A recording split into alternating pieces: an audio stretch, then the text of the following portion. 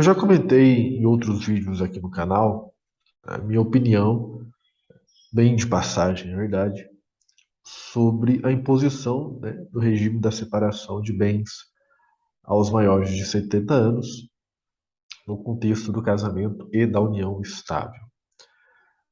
Nesse vídeo eu não vou aqui detalhar a minha posição, né, que é contrária ao regime da separação obrigatória. Eu vou expor a vocês apenas os três principais pontos.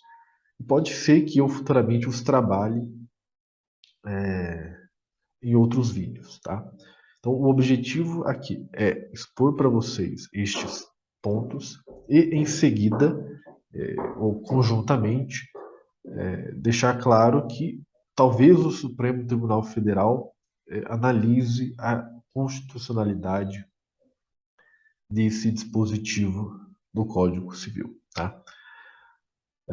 Então, nós vamos utilizar aqui como fundamento do nosso, da nossa exposição, obviamente, o artigo 1641 do Código Civil, especialmente ou exclusivamente o seu inciso 2.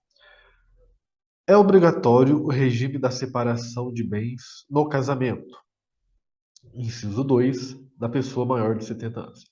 Aqui uma observação. Ali no final do caput nós temos no casamento, mas tanto a jurisprudência do Supremo Tribunal Federal, do Superior Tribunal de Justiça, quanto a doutrina são pacíficos, é, são pacíficas, né, no, no, na aplicação desta restrição também à união estável.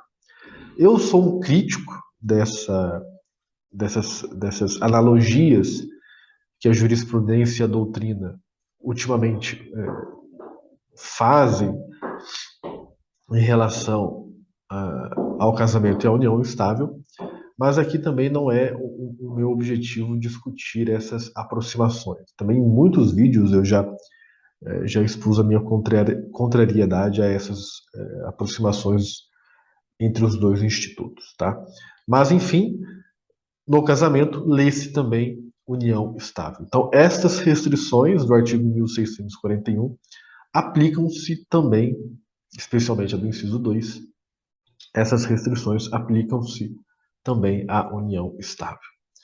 Bom, o que nos importa precisamente em termos de inovação, né, aliás, uma inovação que pode ainda ocorrer, tá bom? Pode ainda ocorrer. O Supremo vai se debruçar sobre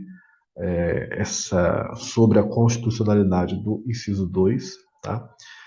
Mas o que nos interessa é o agravo em recurso extraordinário de número 1.309.642, que teve recentemente a repercussão geral reconhecida sob o tema de número 1236. Regime de bens aplicável no casamento e na união estável de maiores de 70 anos. Descrição, recurso extraordinário, em que se discute, à luz destes dispositivos da Constituição Federal, a constitucionalidade do artigo 1641, inciso 2 do Código Civil, que estabelece ser obrigatório o regime da separação de bens no casamento da pessoa maior de 70 anos e a aplicação dessa regra às uniões estáveis. Considerando o respeito à autonomia privada e à dignidade humana, vedação à discriminação contra idosos e a proteção às uniões estáveis.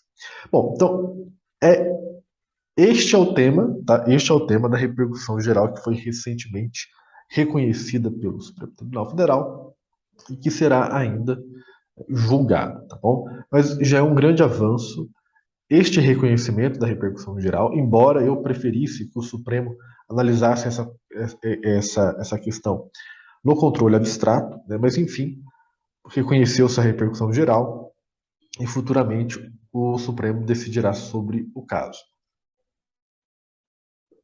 Estas ressalvas que eu trago ao artigo 1641, inciso 2, como eu disse há pouco, são ressalvas minhas, tá? Que eu entendo quando leio este artigo e quando o confronto com a Constituição e com o nosso ordenamento de forma geral. Vejam, este dispositivo, este inciso 2, ele traz uma presunção de má-fé. E que no direito civil, em especial, é inadmissível. Nós não podemos presumir a má-fé das pessoas, né? Pelo contrário, nós presumimos a boa-fé e as circunstâncias fáticas, as provas, podem levar à desconstrução desta presunção a partir do momento, então, que nós constataremos a má-fé, né? Mas, em regra, o direito civil não presume a má-fé. E esse inciso 2 presume, ocultamente, mas presume. E por que eu digo? A doutrina é basicamente uníssona quando afirma que a intenção do legislador, ao redigir este inciso 2, era evitar aquilo que se conhece como, entre aspas, golpe do baú, né?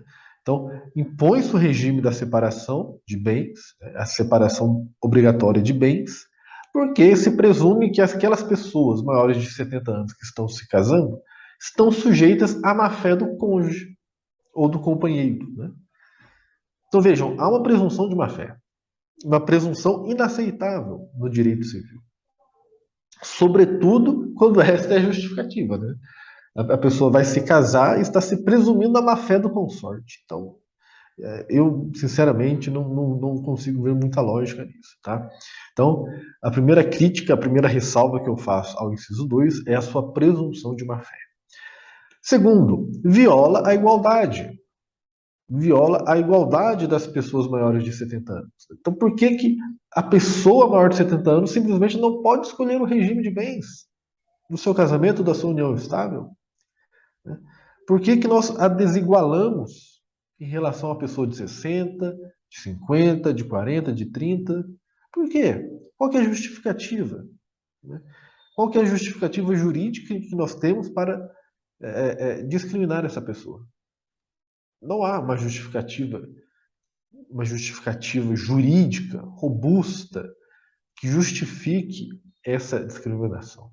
Portanto, ela viola, este inciso viola a igualdade. Assim também como viola a autonomia privada da pessoa maior de 70 anos.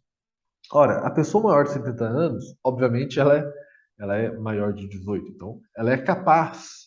É uma pessoa capaz. Ora, sendo capaz, ela pode dispor dos seus direitos, né? Ela pode dispor dos seus direitos. A idade não é sinônimo de incapacidade. Idade não é sinônimo de incapacidade. A única exceção a esta minha fala é a que o Código Civil traz dos menores de 16 anos. É a única exceção, né? Então, fora esta exceção que o Código traz lá no seu início,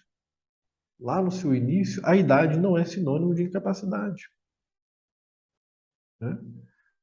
Então, nós não podemos tratar as pessoas maiores de 70 anos como incapazes, porque o que este inciso faz ao final e ao cabo é tratá-las, pelo menos em alguma pequena esfera da sua vida privada, como incapaz. Assim o vejo. Incapaz por quê? Porque fere a sua autonomia privada. Fere a sua autonomia privada. Diante de uma suposta tutela do Estado a essa pessoa maior de 70 anos, o que nós temos na realidade é uma ofensa à sua autonomia privada.